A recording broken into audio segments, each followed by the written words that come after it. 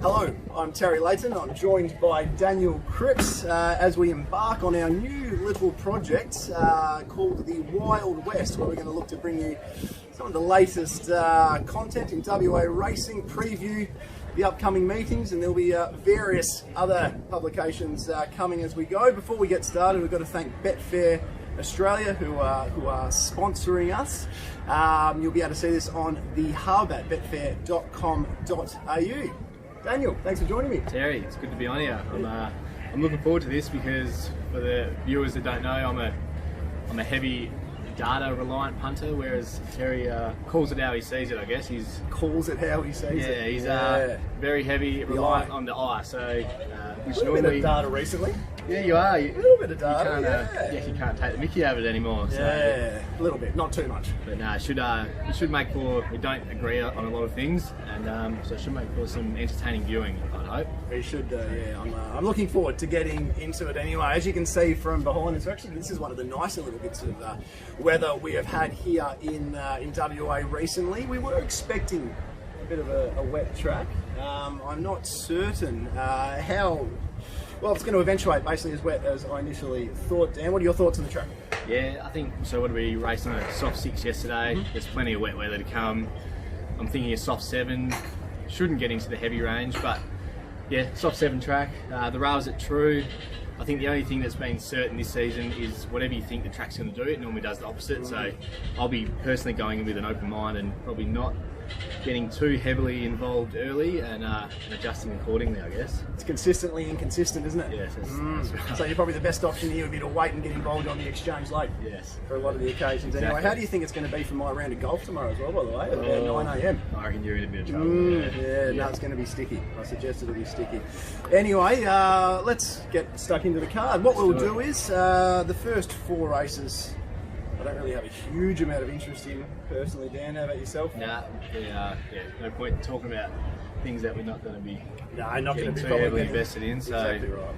Start at race 5. Yeah, let's get involved with the 5th of the day. Probably a race we probably won't be getting too invested in either, but it is the feature, so we better give it some lip service, perhaps. That was a good introduction for not a very entertaining race, is it? But well. No, it isn't. We might be saying, the one thing is we always like to see a nice horse go around, and Chantria has gone 5 from 5, building up a nice little picket fence. For me, I mean, I don't think we need to go too deep into this. There's no real reason that anything should change. The only horse, this is the Aquanita and the Oatsfields meeting together here in the Belmont Classic. We said pre the Aquanita and Oaks that we felt the Oaks, the top 4 in that was all better than the Aquanita. Nothing's changed for me. The Aquanita was running a quicker time, but that was just speed, mate. That was nothing. There's nothing more sinister to look into it than that. Chantria should be winning again. I think Chantria is probably overs. I think the $1.70 or so is a good quote, to be honest with you. Sloppy inside pad. There's reasons we could make to get a baby, but I don't think there's a real serious one. Yeah, to be honest, as soon as the race distance starts with a 2, my interest pretty much goes out the window. So yeah, I haven't had a good look at this race, but the one thing I will say, I really like the ride on Chantria last start. Pike, the genius, he realised how slow they were going and just thought, stuff this, I'm gonna take off early, and probably was a winning move. So yeah, we'll be looking forward to seeing her go round, but yeah, definitely won't be getting involved at the shorts. I'm with you there. All right, race 6 over the 1600 metres, and geez, one stands out here like dogs, doesn't it? Pucket Punyal looks pretty hard to beat here, Dan. You got him on top, I'm presuming? Yeah, one of yours? It is one of mine. One of mine. What do you think about that saying, by the way, one of yours? Yeah, I don't dislike it as much as what you dislike it. Yeah, you definitely can sort of become fond of horses, but you can go to jail for that. While, yeah, I think with Pucket Punyal, whether you watch the replays or you look at the data, I think everyone's going to be. It's hard to miss her, isn't it? I was pretty lucky last week. I was quite keen, and I was watching the exchange, and my sort of entry price was $2.20. Anything over that, I would have been chips in, and luckily for me, they've come out of the trees to back her, and from the clouds. Yeah, and I guess the what's your trade? $1.70. $1.70, yeah. So maybe the 14 back to 12 didn't suit her. Well, obviously didn't, because she definitely hit a flat spot but came again late, which was surprising. So back up to a mile after 7 days. Lindsay Smith's a bit of a genius at the moment. Certainly is. I'm at maps well. I thought she'd lead or breeze. Leads or breezes at worst, doesn't she? Yeah. And I think the mistake Clint made last start, because he was 1400 back to 12. I think when you've got the distance drop, you don't know they walked, or they didn't really walk, but they went below benchmark to the turn. I don't think when you're down in journey you want to make it a sprint from the bend, especially a horse like Puckapunyal. Its previous start cleared out with Bright Diamond and Levitate, and we all saw what Levitate did to him 7 days ago. So look, you'd think if this trains on, its 2 best performances are over the 1400. This is the first time it steps up to the mile. She should eat it up. What price have you got her, Dan? I think the key with us going forward, the Wild West, me and Dan are both pretty big on this, is you can find as many winners as you want to find, but if as anyone else, but if you're not capitalising on the price and taking the right price. He says with Puckapunyal last week, I haven't backed many winners lately, but I really like Puckapunyal, never got to me price. Captain Kick gets out to 17 to 1. You have something small, and I think you were the same. Yeah, so very small. It's all about monitoring, yeah. Very small too. After the race, yeah, well, after the race, puts the chips in, Joey. But it's all about finding the price. So what have you got? I had her $1.70, $1.80. I think there's 2 prices. Okay, we'll go $1.75 then. There's even money around the traps at the moment. Look, to be honest, on the day, it's $2 would be enough for me. Just have reservations in taking that quote on the Thursday. Just at the moment, there's been so many days where the inside's been completely quicksand. And with the wet weather around, there's every chance that could happen again. So I just don't know if I'd want to be on a $2 pop to find that the fence is off. But in saying that, might miss the boat, and I could easily see it as paying $1.60. It wouldn't surprise me. You could live with yourself, though, couldn't you? Yeah, you could live with yourself. You could live with yourself. That's the thing. You're not missing out on a $10 winner, are you? No, exactly right. Did you miss out on any $20 winners today? Yeah, Kira, I'll be having a bit of a stern word to you after. Not really. Yeah, I got left out of one of the ladies today by the looks, 20s into 6s, and no tip from Kira, so that's all right. I often see this man disgruntled, but I saw him with a little bit of anger in his eye. So anyway, better move on before I get you in trouble. Race 7 over the mile here at Belmont. Wrinkley gets a really nice map here. I was actually saying this morning, Wrinkley has been up since last year's Lee steer in October. There is a chance, if Wrinkley keeps going for about another 7 starts, that Wrinkley could race in the Lestier at the end of his same campaign. Wouldn't that be something? I wonder if that's ever happened before. Oh, I highly doubt it. Maybe Mark Bairstow doesn't mind sending him. Yeah, well, he's definitely a bit of an iron horse from WA at the moment. Certainly is. He sort of remember back when I first got into it, it was Gumnut Guru used to just go around week in, week out. Gumnut Guru, that winds the clock back. Look, very simply, Wrinkley, I think, gives a real big kick here. And current prices, we're talking around the $7.50 mark for Wrinkley. I don't think that's the worst each way shopping. My thought process is under the big weights. I think not to be missed as a special horse, black type in the making. I think Fred Dagg will make the move into it. I think Pikey will know that's the horse he wants to follow. And I'm just expecting not to be missed to be too good. $1.70 at the moment won't get me. If we see any even money, I'll be jumping in with a big degree of passion. I'll probably be quite boring and saving on Wrinkley at 8 to 1, which is at evens at 8 to 1. I'm not going to. I'm not going to win many friends doing that. But I really do see it as a 2-horse race. Where are you looking? No, actually, not the way you're going. Probably not. To be honest, not really keen to bet, but I marked not to be missed. 250. Actually, had Fred Dagg shorter than what it currently is. You getting 220? On camera. It's on camera now as well. Nah, I'm probably not going to lay this one. I do agree with you that not to be missed is, I really do think is a pretty good horse. Came up below my price, which is not surprising considering who's riding it, which always seems to happen. I know a lot of my subscribers can sometimes get a bit frustrated at me. I just never tip white horses, but Cripps Racing. Yeah, but it's not because I don't think he's any good. I just I do my markets, and obviously whoever does their markets, you don't want to risk Pike, so they normally come up pretty short. Well, clearly you're not rating him high enough then. Yeah, I know. You're taking a knock on the whiz. Yeah, but then if you look at his sort of POT over the last 2 years, he sort of loses 10%. Yes, so, yeah, you got to pick and choose your moments, don't you? I'm definitely, I love the man, but I'm not a back Pike drink what you like fan, I wouldn't say. So yeah, Fred Dagg came up overs in my market, but I think becoming a bit of a tease horse. Round about that $4 mark. What's the play price? Yeah, I'm marking $3, but I don't. It's one of those ones I'm marking $3, but I probably won't play at $4. If that makes sense. Well, it doesn't, but yeah. I can see him running a nice second or third. Brinkley's always going to do what Brinkley does and bowl along.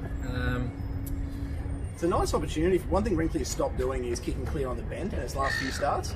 2 of those it's had to take a sit, but Wrinkly's a horse. This is a situation where if you've got, say, Fathom McGold and you're outside double digit on your back, they're all going pretty poorly. If Wrinkly can give a little kick and the track's playing, as you said, waiting for the day is a great opportunity here.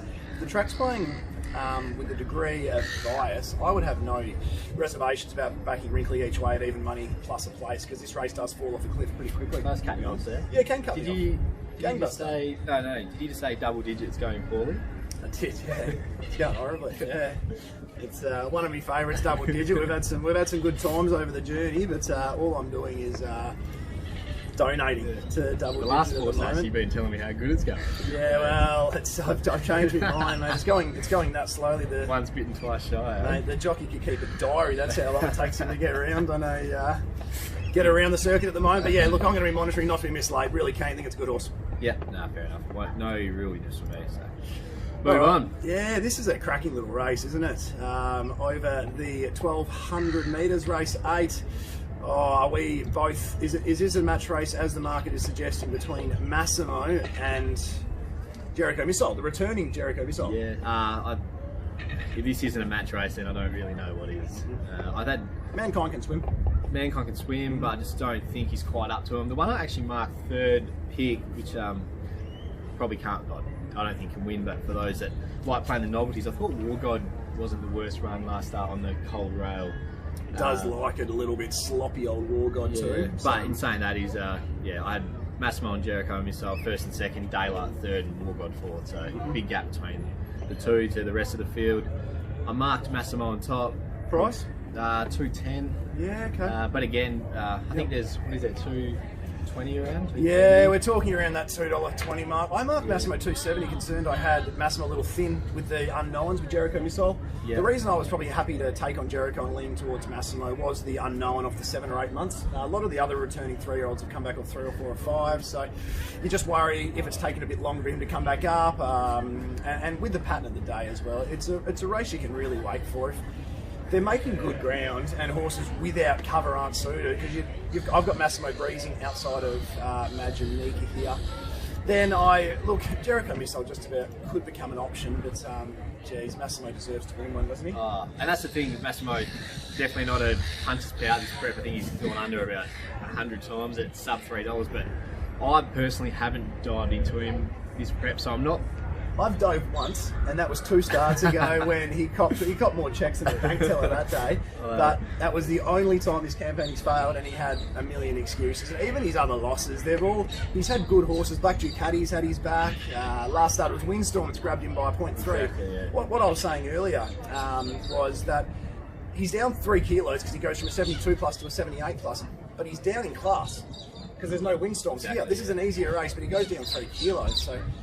Gee whiz, he looks awfully hard to beat. Just the one thing, but if you dived into the 220 now and you get a track that's favouring those off speed, imagine how nervous you'd be with Jericho Missile getting to the outside and the Pontiff's riding like a bit of a demon at the moment. He certainly is. He's going for a bit of a holiday after this weekend, I think, too, isn't he? Yeah.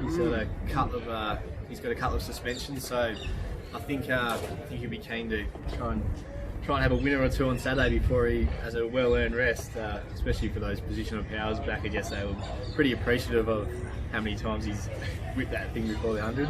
Yeah, he just got stuck in, didn't he? And he was pretty keen. He had a couple of bucks on it. The one thing I will add is I don't think Jericho Missile trialled that good, but not too concerned because his trial when resuming last prep also wasn't that flash, and he came out and ran an absolute bolter first up, so yeah, no concerns for me. A little bit of mail actually, that he's not, his track work's been a little bit poor, but apparently his track work was pretty average before his last prep as well, when he obviously came out and dominated the 3-year-old features, so wouldn't read too much into that. He's just not naturally a good worker. Well, I think there's a lot of horses out there like that, so I guess as long as if he's doing what he did before last prep, then I think they should be in for a pretty fruitful preparation. Yeah, I think so. Okay, moving on to the second last of the day. This isn't a card. I usually like to find a bit of value and look for a few over the odds and things we can have a little bit of maybe an each way spec on, but it really isn't a card for that, is it? Unfortunately, Nah. especially, I mean, rolling into this, we're looking at another couple of 3-year-olds which look like they're going to make their way through the grades in Wine Night and Secret Statue. I'm pretty happy taking on Secret Statue. I'm happy taking on Secret Statue with a degree of trepidation, knowing it's a Cerise and White, William Pike, Grant Milana Williams runner, who will improve being ridden a little bit colder. I think he probably didn't appreciate being ridden out the gates and trying to chase Captain King last start. I also think it might not be that good. Yeah, the one thing about Secret Statue, it was funny, they actually, you saw in the steward's spot, they said... They questioned it. Yeah, and it ran a PB. Yeah, Well, I'll tell exactly. you 2-second start, but yeah, I actually did know that. I was really keen to take on Secret Statue last start because I know its maiden win was super impressive on the eye, but in the end it really ran down a 15 start maiden who was deep the trip, so there wasn't a lot of the data didn't back that up. But to be honest, Secret Statue's actually, despite when they thought it was something wrong with it, I thought it actually ran not a bad race last start. So it's ran 5th behind horses like Puckapunyal. That's it. They're sharp sprinting races, aren't they? Yeah, exactly. So no, I definitely think it's under my odds, but I wouldn't be probably laying the horse if that makes sense. Yep. You never want to lay a pink and white, do you? No, exactly. But We're starting to get a little bit of moisture here, aren't we? this is asking a few questions now. The hood might go We'll soon. battle on, yeah, get the hoodie on. Betfair Australia. Yeah, I'm disappointed with how much that we're agreeing for this first episode, but I'm also in the Wine Night camp. Was pretty keen on her first up, got the job done, and then despite probably not a 1,000-metre horse, and then last start surprisingly stayed at the 1,000 and was another ripper run behind. 2 very good rides by Peter Nucky as well. Credit where credit's due. Yeah, I was actually, on a side note, but a bit disappointed last start. Normally Pike's the one when if he keeps a horse, if he's got a horse inside you, he will not let it out. And I was on Boomtastic. We both had a fair old little look in the. It was about 450 into low 2s. yeah. Low 2s. So. Pretty big on Boomtastic last start. And the way that Pike let Nucky shift him was look, there was a few choice Unpike-like, words. wasn't it? Yeah, it was. So, but we're moving on. Steps up to the 1,300, which suits.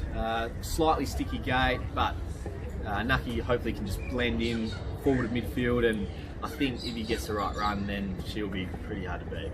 Yeah, I'm with you as well. It's got good tactical speed. Wine Night effort in the challenge last campaign, went 3rd to Superstorm, and the run before that when parked deep in the Magic Millions listed race at 100 to 1 behind who was that behind? Cryptic Wonder. It's actually called Joyful Master now.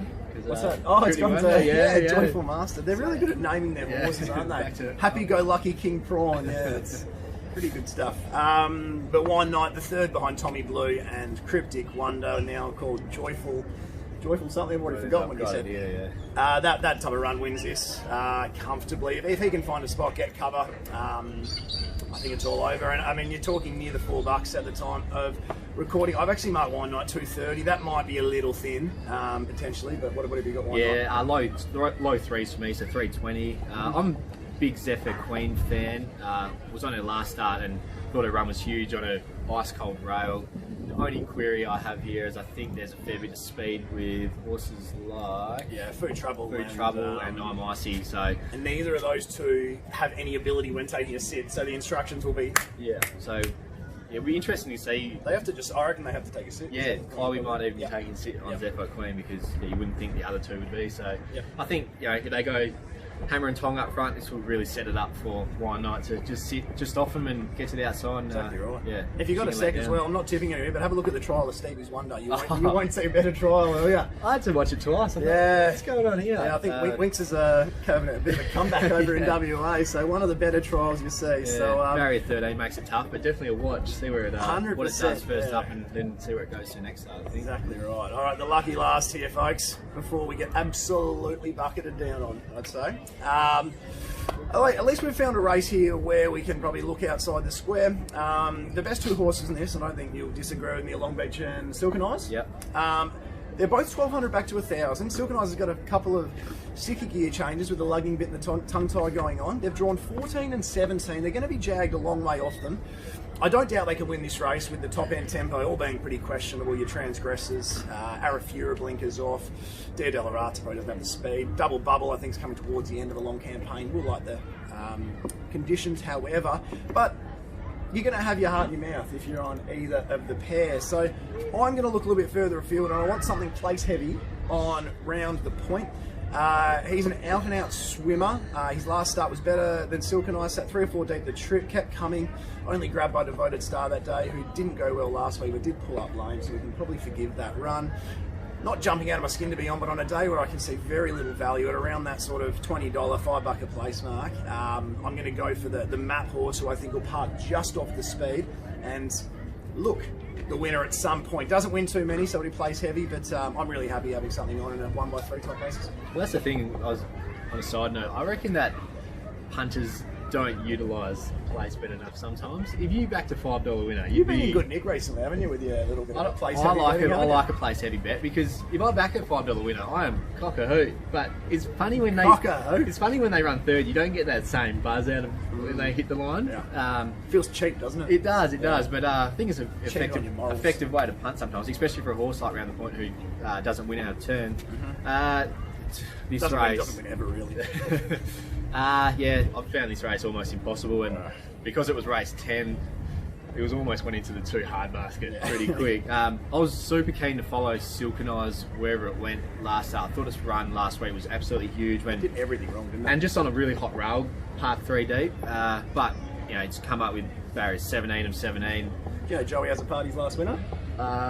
Mid-May, my horse, the Italian job. There you go. Yeah, okay. Yeah, I actually don't mind Joey, but he's me too. He's rides not, well. Yeah, rides okay, but not in probably the greatest of form. So yeah, it's going to be a hard ride for anyone, let alone a jockey that isn't getting the winners that he usually gets. So I probably won't be playing Silk and Eyes, not my type of bet. Other than that, Long Beach was always going to come up unders. Yeah, don't really have a strong opinion. I'm looking at yours now. I had it marked Round the Point, marked $12. So what'd you say? It's $20, was it? Yeah, 20 well, I won't disagree with you there. It's might be value, but we'll get a wet track, which we will get a wet track. If we get it's really sloppy wide and a nice spot to be. Santiago Girl goes forward, loves the wet. Can give a little bit of cheek, but yeah, for Matty me, Derrick 3 wide. Matty Derrick 3 wide warms my heart time and time again. But yeah, for me, we'll have something small around the points. Place heavy to finish today. Yeah, can't argue with that. All right. Well, before we get absolutely bucketed down, let's chuck our best out. This is a shocking day for a best, isn't it? Yeah, it's not the ideal card to kick off the debut, but you can only work with what you've got, can't you? Exactly right. There's a winner in all 10 races. Exactly. That's what I've been told. Look, I could toss up Puckapunyal, not to be missed, Massimo Wine Night as my best. So I'll top them all up. We'll grab Puckapunyal to come out. All right. If you want to go Puckapunyal, I'll go Wine Night. But yeah, they're the two that I'll be looking at playing, I think. Wonderful. Easy. All right, guys, remember, follow the track pattern of the day. Things are getting very unique, and there's a lot to be said for monitoring how it plays cold rails, hot rails, etc., etc. Jump on the exchange, take the late prices, and as always, gamble responsibly. Thank you.